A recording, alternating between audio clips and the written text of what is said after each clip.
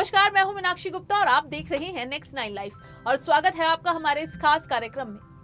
अनुपम खेर बॉलीवुड का वो नाम है जिससे शायद ही कोई अनजान होगा। हालांकि फिल्मों में इनके हिस्से में मुख्य किरदार जैसे हीरो या विलन के चरित्र ज्यादा नहीं आए हैं, लेकिन फिर भी हर एक फिल्म में इन्होंने अपने अभिनय की छाप छोड़ी है।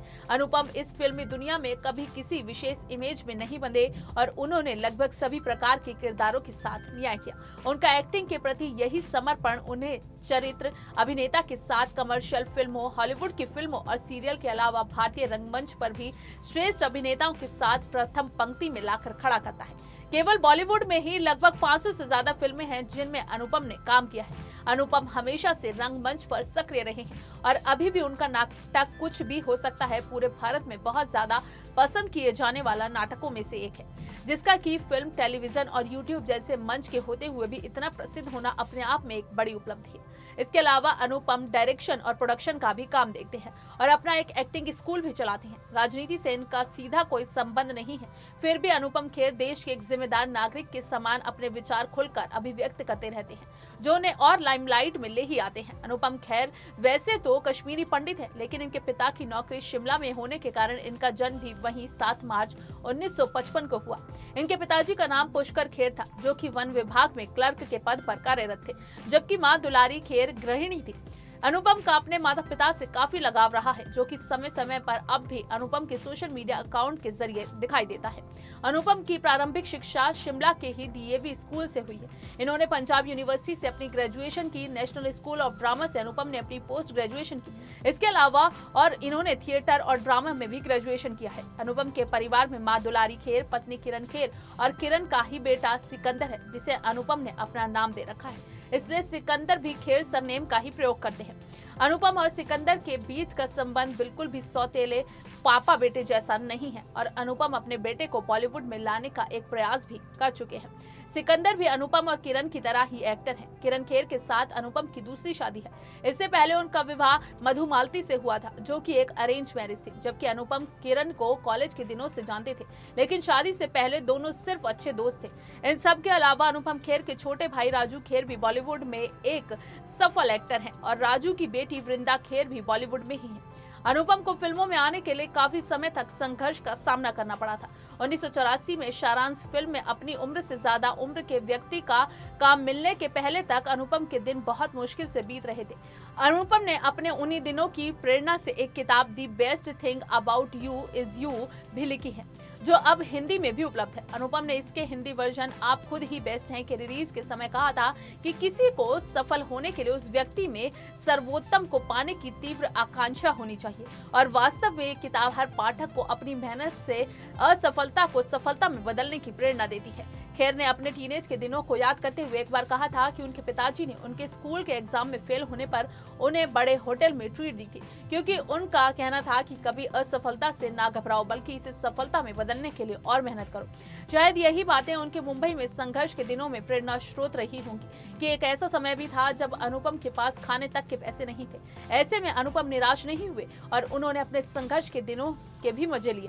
इसके बारे में अनुपम ने एक बार बताया था कि वो उस समय अपने गोरे रंग, गंजेपन और विदेशियों की नकल उतारने के टैलेंट का उपयोग करते थे।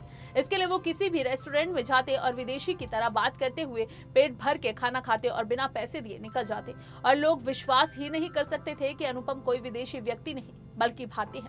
अनुपम ने 1989 में राम लखन, 1990 में खतरनाक, क्रोध और 1991 में दिल है कि मानता नहीं जैसी फिल्में की थी।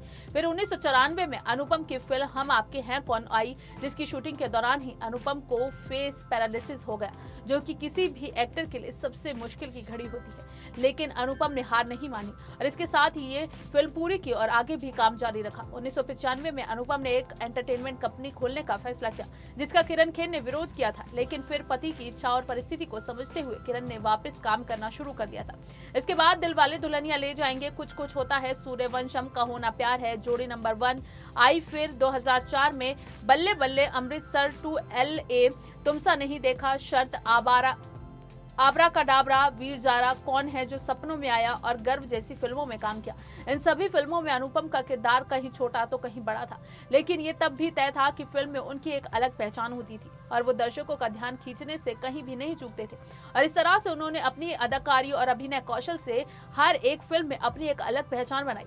फिर 2005 में आई पहेली, मैं ऐसा ही हूँ, क्या कूल है हम, मैंने गांधी को नहीं मारा, जाने मन, जहां हिंदी की उनकी बेस्ट फिल्में थी।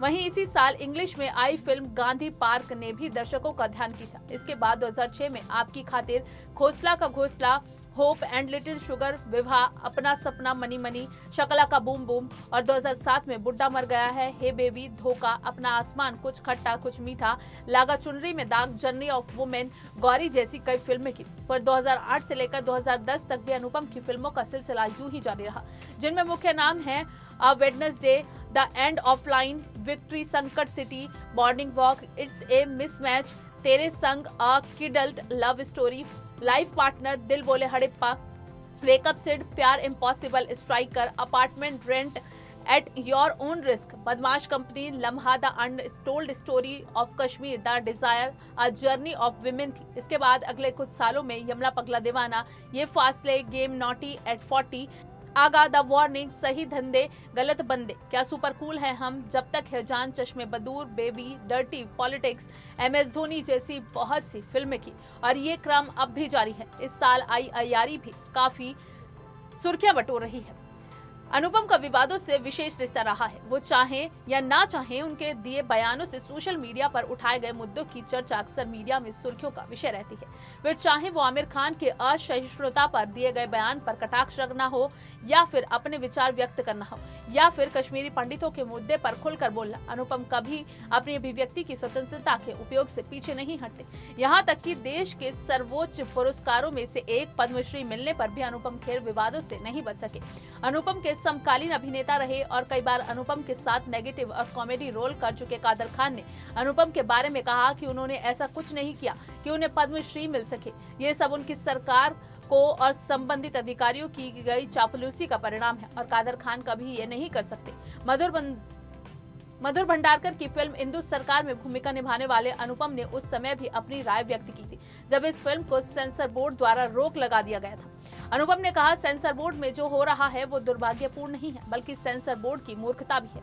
2015 में असहिष्णुता का मुद्दा उठने पर अनुपम ने आमिर खान के वक्तव्य पर बेबाकी से अपनी प्रतिक्रिया ट्विटर पर जाहिर की। अनुपम ने आमिर से कहा, डियर आमिर खान, क्या आपकी पत्नी किरण को आपने बताया कि आपने इस देश में इससे भी बहुत खराब समय देखा है और आपके लिए इनक्रेडिबल इंडिया कब इनटॉलरेंट इंडिया बन गया। पिछले 6-7 महीने में ही इस तरह के 5 ट्वीट अनुपम ने किए। इसके अलावा मीडिया में भी इस मुद्दे पर खुलकर बोले। विशाल भारद्वाज ने जब अपनी फिल्म हैदर के लिए जीते गए 5 नेशनल अवार्ड कश्मीरी पंडितों को समर्पित किए, तब भी अनुपम ने विशाल से अपनी नाराजगी खुले तौर पर जाहिर की। अनुपम ने कहा, हमारे अपमान के बाद विशाल भारद्वाज ये बताना चाहते हैं कि वो कितने दयालु हैं। मिस्टर भारद्वाज ने एक एक पक्ष को ध्यान में रखते हुए फिल्म बनाई और अब हमारे प्रति अपनी करुणा दिखा रहे हैं। हमें आपकी दया नहीं चाहिए। मई 2006 में अनुपम खेर ने ट्विटर पर 1990 में मारे गए कश्मीरी पंडितों का कोलाज शेयर किया। ये ट्वीट हिजबुल मुजाहिदीन के पोस्टर बॉय बुरहान वानी के मारे जाने पर होने वाले प्रदर्शन की प्रतिक्रिया में किया गया था। फिलहाल के लिए बस इतना ही। बाकी देश और दुनिया से जुड़ी ताजी तमाम अपडेट्स के लिए आप जुड़े रहिए नेक्स्ट 9 लाइव के साथ। और अगर आपको हमारा ये वीडियो पसंद आया है तो इसे लाइक, शेयर एंड कमेंट जरूर करें। साथ ही साथ हमारे चैनल नेक्स्ट 9 लाइव को भी जरूर सब्सक्राइब करें।